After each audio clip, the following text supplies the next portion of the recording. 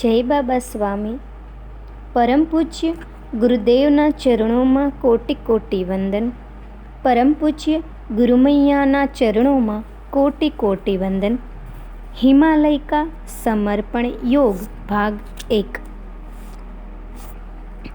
यह ज्ञान जब गुरुदेव के सानिध्य में प्राप्त हुआ और एक वृक्ष से मुझे परमात्मा के जीवन चक्र का रहस्य प्राप्त हुआ तो मेरे लिए तो वह वृक्ष ही परमात्मा हो गया. मैं ऐसा सोच ही रहा था. गुरुदेव ने पूछा, क्या सोच रहे हो?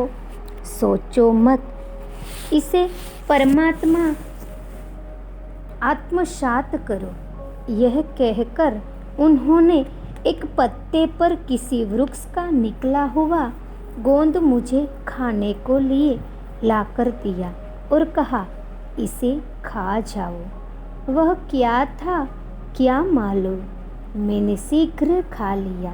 मैं तो उनके हाथों से जहर भी खाने के लिए राजी था. तो फिर दी हुई चीज़ क्या है, यह जानना मेरे लिए कोई महत्वपूर्ण नहीं था.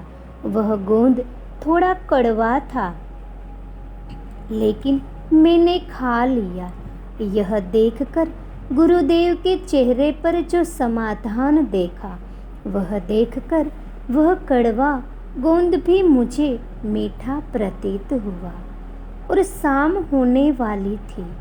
हम दोनों वापस धीरे धीरे अपनी गुफा की ओर चल दिए और वहाँ पर पहुँचने तक मैं पूर्णतः थक चुका था. उस गोंद को खाने के कारण मेरी भूख समाप्त हो गई थी. मैं जाकर सीधे सो गया. अगले 4 दिनों तक मुझे भूख ही नहीं लगी. उस गोंद को खाने के बाद भूख समाप्त हो गई थी. वे 4 दिन कैसे बीते कुछ याद नहीं. ऐसा लगा मानो एक पल ही बीता हो. रोज की दिनचर्या होती थी. सुबह उठकर जंगलों में जाते थे, दिन भर जंगलों में घूमते थे और शाम के समय वापस आते थे. आसाम में इस प्रकार के कई घने जंगल हैं. दिन भर धूप में घूमो तो भी धूप नहीं लग सकती है. इतने घने बड़े बड़े जंगल हैं. एक दिन एक वृक्ष के पास बैठकर गुरुदेव जंगल और वन का अंतर समझा रहे थे. उनका कहना था, जंगल प्राकृतिकबद्ध होते हैं. वह प्रकृति की स्वयं की रचना होती है. इसीलिए प्रकृति अच्छे रसदार फल देने वाले वृक्ष का भी निर्माण करती है और उसी वृक्ष के पास एक कांटे वाला वृक्ष का भी निर्माण करती है. वह भेदभाव नहीं करती. दोनों प्रकार के वृक्षों को वह विकसित करती है. प्रकृति में समानता है. वह सबसे एक जैसा व्यवहार करती है. इसीलिए जंगल में अच्छे वृक्ष भी होते हैं, खराब वृक्ष भी होते हैं. प्रकृति सबको बढ़ने का समान अवसर देती है. कौन किस दिशा में बढ़ता है वह उस वृक्ष के ऊपर निर्भर करता है. इसीलिए परमात्मा जब कृपा करते हैं तो वह सब पर समान करता है. उस परमात्मा की कृपा का कौन कैसा उपयोग करता है, यह उस पर निर्भर होता है. जीवन में परमात्मा सभी मनुष्यों को आध्यात्मिक प्रगति के समान अवसर देता है, परंतु मनुष्य के लेने की स्थितियाँ अलग अलग होती है. प्रत्येक मनुष्य को जीवन में समान अवसर प्राप्त होते हैं. प्रकृति परमात्मा की स्वयं की रचना है. इसीलिए दोनों में यह समानता दिखती है. इसीलिए देखा गया है कि जंगल में सदैव विभिन्न प्रकार के वृक्ष पाए जाते हैं और जंगल प्रकृति के द्वारा निर्मित होने के कारण पर्यावरण में एक संतुलन बनाकर रखते हैं. एक जंगल को विकसित होने में सैकड़ों साल लगते हैं, पर जंगल नष्ट तो थोड़े समय में भी हो सकता है। जंगल मनुष्य को प्रकृति का अनुपम उपहार है। जंगल मनुष्य को पर्यावरण का एक संतुलन देते हैं। दूसरा, वन सदैव मनुष्य निमित्त होते हैं। मनुष्य स्वार्थी है। वह सदैव उन वनों का निर्माण करेगा जिससे उसको लाभ मिलेगा। इसीलिए वन केवल लाभदायी वृक्षों के ही होते हैं। जो वृक्ष फल देते हैं, अच्छी लकड़ी देते हैं, उसी प्रकार के वन मनुष्य लगाता है। वन हरियाली ला सकते हैं, पर प्रकृति का संतुलन बनाकर नहीं रख सकते। इसीलिए वन प्रकृति के संतुलन का कार्य नहीं करते हैं। वन के साथ मनुष्य की बुद्धि, मनुष्य का स्वार्थ जुड़ा होता है। कई वृक्ष मनुष्य की दृष्टि से उपयोगी नहीं है, पर पर्यावरण के संतुलन की दृष्टि से बहुत उपयोगी होते हैं। और ये वृक्ष जंगल में ही पाए जाते हैं। सब प्रकार के वृक्ष जब स्वाभाविक रूप से एक साथ एक स्थान पर उगते हैं, और जिन्होंने कोई नहीं उगाता, प्रकृति उगाती है, ऐसे जंगलों में मनुष्य को प्राकृतिक आत्म शांति मिलती है। इसीलिए वन के सानिध्य में अधिक जंगल का सानिध्य मनुष्य को अधिक भाता है, क्योंकि समानता, विभिन्नता, प्राकृतिकता और सामूहिकता, इन सब से मिलकर प्राकृतिक रूप से बना वातावरण केवल जंगल में होता है, वन में नहीं। इस प्रकार से गुरुदेव ने जंगल और वन का अंतर मुझे समझाया और मुझे भी अच्छा लगा। यह मेरे लिए नई जानकारी थी। गुरुदेव ने आगे कहा, इसीलिए साधनातर ऋषि मुनि सदैव ईश्वर का ध्यान करने के लिए जंगल में ही रहना पसंद करते हैं। जंगल में प्राकृतिक वातावरण रहता है और जंगल पर किसी व्यक्ति विशेष का स्वामित्व नहीं रहता है। जंगल किसी व्यक्ति के नहीं होते हैं। जंगल आध्यात्मिक साधना के लिए इसीलिए उपयुक्त होते हैं। भूमि का भी ऐसा ही है। भूमि किसके स्वामित्व में है, उस स्वामित्व के ऊपर निर्भर करता है कि भूमि फलदायी है या नहीं। एक बंजर जमीन भी अगर किसी संत के स्वामित्व में आती है तो वही जमीन उपजाऊ बन जाएगी। लोगों का स्वामित्व जमीन की उपज शक्ति समाप्त कर रहा है, क्योंकि स्वामी की ग्रहण करने की क्षमता नहीं है, तो वह भूमि स्वामी अपनी भूमि से ही ग्रहण नहीं कर सकता। और जब भूमि स्वामी ग्रहण नहीं करता है तो भूमि स्वयं तो कुछ दे नहीं सकती, जब तक अतिरिक्त ग्रहण करने वाला न हो। इसीलिए साधक को ध्यान साधना करते समय स्थान का सदैव ध्यान रखना चाहिए। सभी स्थान ध्यान करने के योग्य नहीं होते हैं। कई स्थानों पर बैठकर किया गया ध्यान साधक के लिए हानिकारक सिद्ध हो सकता है। बुरे कर्म मनुष्य अपने स्वार्थ के लिए करता है, पर बुरे कर्म के कारण वह मनुष्य तो बुरा बनता ही है, वह उस स्थान को भी बुरा कर देता है जिस स्थान पर बैठकर उसने वह बुरा कार्य किया है।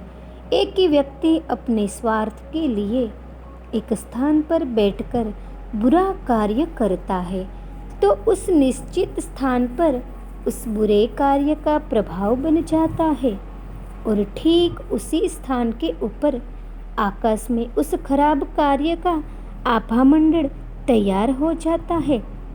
जब कोई अच्छा व्यक्ति भी उस स्थान पर पहुंचता है तो स्थान का खराब प्रभाव और उसी स्थान के खराब आभामंडल से वह अच्छा व्यक्ति भी आहत होता है। इसीलिए सभी स्थान ध्यान करने योग्य नहीं होते हैं। एक बार एक राजा ने अपने पड़ोसी राज्य के ऊपर आक्रमण कर दिया और उस पड़ोसी राज्य की सेना को पराजित कर दिया और उसके बाद पड़ोसी राज्य की राजधानी पर हमला कर वहाँ के सब निहत थे गांव के लोगों को भी मार डाला। कुछ समय बाद वह राजा भी स्वयं मर गया, लेकिन जिस स्थान पर उसने निरपराध लोगों की हत्या की थी उस स्थान पर वह दुष्ट प्रभाव नियमित हो गया और ठीक उस स्थान के ऊपर उसका आभामंडल भी नियमित हो गया।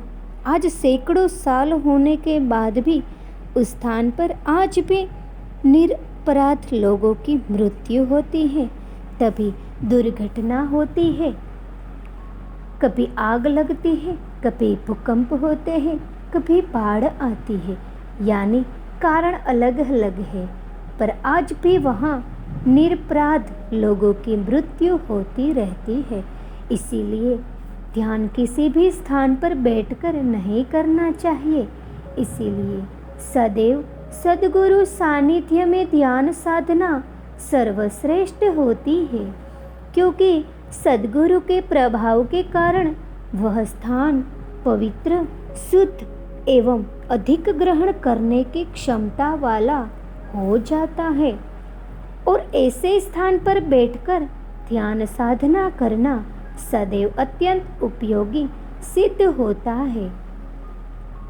मैं इस स्थान के साथ इसीलिए रह रहा हूँ क्योंकि यहाँ पर मेरे गुरुवर का स्थान था और उन्होंने इस स्थान पर ध्यान साधना कर इस स्थान को पवित्र कर रखा था। इस स्थान पर सदैव उनके आभामंडल का प्रभाव रहता है। यहाँ पर मैं ही नहीं, ये पशु पक्षी भी उस आभामंडल का आनंद लेते हैं। इसीलिए इस स्थान पर आसपास के जंगल से अधिक पशु पक्षी विद्यमान रहते हैं। अच्छे आभामंडल का प्रभाव सभी प्रकार के पशु पक्षियों को आकर्षित करता है। यही कारण है कि जिस स्थान पर सुरक्षितता अनुभव होती है, पक्षी उसी स्थान पर अपने घोंसले बनाते हैं। अच्छे आभामंडल के प्रभाव में प्राणी को सुरक्षितता अनुभव होती है और प्राणी को उस स्थान पर अच्छा लगता है। उस स्थान पर अधिक समय तक रहने की इच्छा होती है और जिस स्थान पर अच्छा प्रभाव नहीं होता उस स्थान बिल्कुल रहने की इच्छा नहीं होती। गुरुदेव के सानिध्य में कब सुबह से शाम होती थी वह पता भी नहीं चलता था। दिन ऐसे जा रहे थे मानो समय को पंख आ गई है। गुरुदेव की गुफा के आगे के भाग में एक जलाशय था और ठीक सामने सूर्योदय होता था। दाहिनी ओर एक जलप्रपात था। उसकी आवाज़ इतने जोर से आती थी कि गुफा के बाहर बातें करो तो ठीक से सुन भी नहीं सकते थे। विभिन्न प्रकार के पक्षी पशु वहाँ पर पानी पीने के लिए आते थे। ऐसी ही एक सुबह थी। गुरुदेव ने कहा, मैंने इसीलिए तुम्हें उस जलप्रपात के पानी पर एकाग्रता करने के लिए कहा था, क्योंकि पानी केवल शरीर को शुद्ध नहीं करता बल्कि आत्मा को भी शुद्ध करता है, चित्त को भी शुद्ध करता है और आध्यात्मिक प्रगति के लिए चित्त शुद्धि अत्यंत आवश्यक है। चित्त शुद्धि आध्यात्मिक प्रगति रूपी भवन की आधारशिला है। बिना चित्त शुद्धि के आध्यात्मिक प्रगति संभव ही नहीं है। चित्त शुद्धि किए बिना आध्यात्मिक प्रगति की शुरुआत ही नहीं की जा सकती है। चित्त शुद्धि किए बिना हम हमारे काम के भी नहीं है और दूसरों के काम के भी नहीं है। चित्त शुद्धि कर हम अपने आप को खाली और निखालस कर लेते हैं। हमारा चित्त अधिकतर आसक्त होता है। मनुष्य के स्वभाव में आसक्ति होती ही है। सदैव मनुष्य अपनी आसपास की परिस्थिति से संतुष्ट नहीं होता है। यह ऐसा है, यह ऐसा नहीं होना चाहिए था, ऐसा होता तो अच्छा होता। सदैव मनुष्य जो उसके पास है उससे अधिक पाने का प्रयास करता है और मनुष्य के प्रयास से अधिक गति से उसका चित्त दौड़ता है। मनुष्य के पास इस स्वभाव के कारण चित्त सदैव दौड़ते रहता है। चित्त सदैव दौड़ने के कारण चंचल हो जाता है और यह दौड़ने वाला चित्त जब स्थिर नहीं होता तब तक आध्यात्मिक प्रगति नहीं हो सकती। मनुष्य के चित्त की गति अत्यंत तीव्र होती है। वह एक क्षण में एक स्थान से दूसरे स्थान पर चला जाता है। सबसे अधिक शक्तिशाली होने के बावजूद चित्त सदैव अत्यंत गतिशील भी होता है। चित्त उस गतिमान घोड़े के समान है जिस पर अगर ठीक से नियंत्रण नहीं किया जाए तो वह गलत दिशा में जाकर हमें भटका सकता है। इस चंचल चित्त रूपी घोड़े पर मनुष्य का अत्यंत नियंत्रण होना चाहिए, अन्यथा मनुष्य का चित्त मनुष्य को भटका सकता है। इसीलिए इस आस्विक्त के कारण चित्त रूपी घोड़े को केवल संतोष रूपी लगाम ही रोक सकती है। आपके जीवन में समाधान को प्राप्त हो जाओ, फिर आप कहोगे हमें हमारे जीवन में सब कुछ मिला ही नहीं है, फिर समाधान कैसे मान ले। अरे बाबा, समाधान जीवन के किसी को कभी ना मिला है, न मिलेगा। यह सदैव हमें मानकर ही संतोष करना होता है, क्योंकि समाधान तो आत्मा की शुद्धि भावना है, फिर वह बाहर कैसे मिल सकता है। और जो पाने की बात कर रहे हो वह पाकर भी समाधान थोड़े मिलने वाला है। वह जो पाना चाहते हो वह पाकर आसक्ति की आग और भटकेगी और पाने की इच्छा होगी। हमें आसक्ति को समाधान से ही रोकना होगा। यह चंचल चित्त यह मिलना चाहिए कहकर भविष्य में ले जाता है। यह मिलना चाहिए मतलब यह मिला नहीं है, और यह मिला नहीं है मतलब अतृप्ति। समाधान सब साथ में ही लग रहता है, इसीलिए जो मिला है उसके लिए ईश्वर का आभार मानना चाहिए और पाने की आसक्ति लालसा नहीं करनी चाहिए, क्योंकि यह मिलना चाहिए ऐसा हम सोचते हैं तब हम कभी वर्तमान में नहीं रहते हैं। और आध्यात्मिक प्रगति तो वर्तमान में ही हो सकती है। जिस प्रकार से चित्त असमाधान के कारण भविष्य में जाता है, वैसे ही भूतकाल में भी जाता है।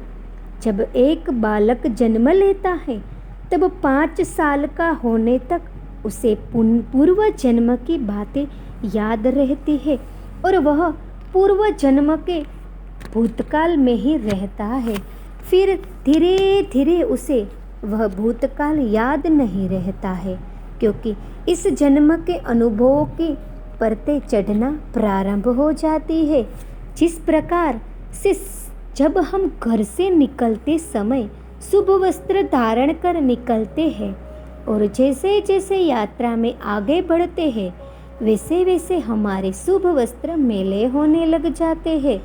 यात्रा के मार्ग में शुभ वस्त्रों पर दाग, मेल, धूल लगने लगती है और शुभ वस्त्र भी मलिन हो जाते हैं।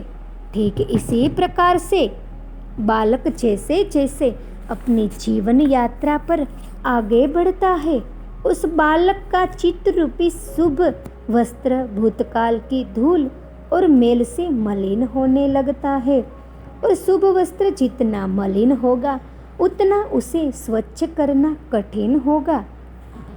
और जो बालक वर्तमान में नहीं रहता, सदैव भूतकाल को ही याद करते रहता है, उस बालक का चित्त रूपी शुभ वस्त्र सदैव मलिन ही रहता है, क्योंकि वह बालक भूतकाल को याद कर उस भूतकाल के दाग पर और परत चढ़ा रहा है।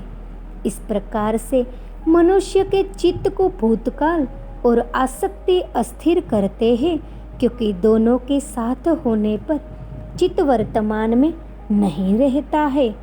और जो चित्त वर्तमान में नहीं है वह अस्थिर है, और अस्थिर चित्त अशक्त चित्त होता है।